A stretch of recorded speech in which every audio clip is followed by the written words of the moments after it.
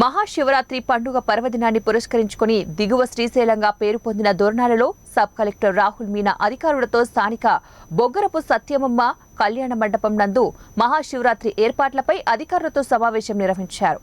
ఈ సందర్భంగా sub collector మాట్లాడుతూ భక్తులకు ఎలాంటి అసౌకర్యాలు లేకుండా చూడాలన్నారు. భక్తులకు ఉచిత వైద్య శిబిరాలు, మంచినీటి సౌకర్యాలు, పంచాయతీ ఆధ్వర్యంలో ఫాగింగ్ యంత్రాలు ఏర్పాటు చేయాలని అధికారులకు ఆదేశించారు.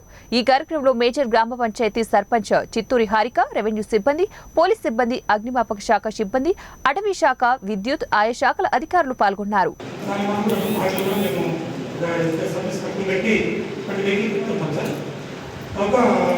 Main traffic diversion and long బందోబస్తు అన్ని యాక్సిడెంట్ లేకుండా వస్తున్నాం సార్.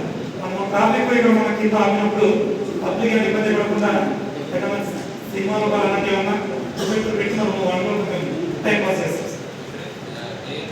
ఏ ప్లేస్ అంటే ఓన్లీ మనకు ఈ చెక్ పోస్ట్ అంటే మనం ట్రాఫిక్ స్టాప్ చేస్తాం సార్. వెహికల్స్ అని మనం పార్కింగ్ వెయిట్ చేస్తాం. అక్కడ వాళ్ళకి ఏదైనా డిస్టెన్స్ లేకుండా parking vehicles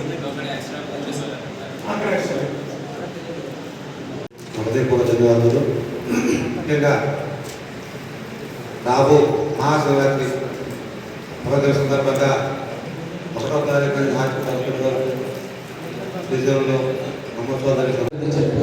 we have here 7 toilets, so they can use these 7 toilets near checkpost, Ganapati checkpost, and we have all CCTV cameras, PTZ cameras and 2 more CCTV cameras at Ganapati and 1 CC camera at Bodalek checkpost, so we can have surveillance. Apart from this, we have nearly 15 Swachh Sevaks who can do the sanitation work.